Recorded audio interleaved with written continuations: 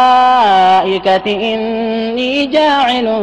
في الأرض خليفة قالوا أتجعل فيها من يفسد فيها ويسفك الدماء ونحن نسبح بحمدك ونقدس لك قال إني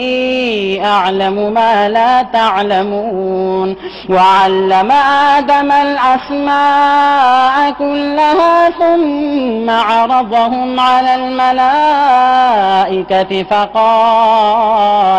فقال أنبئوني بأسماء هؤلاء إن كنتم صادقين قالوا سبحانك لا علم لنا إلا ما علمتنا إنك أنت العليم الحكيم قال يا آدم أنبئهم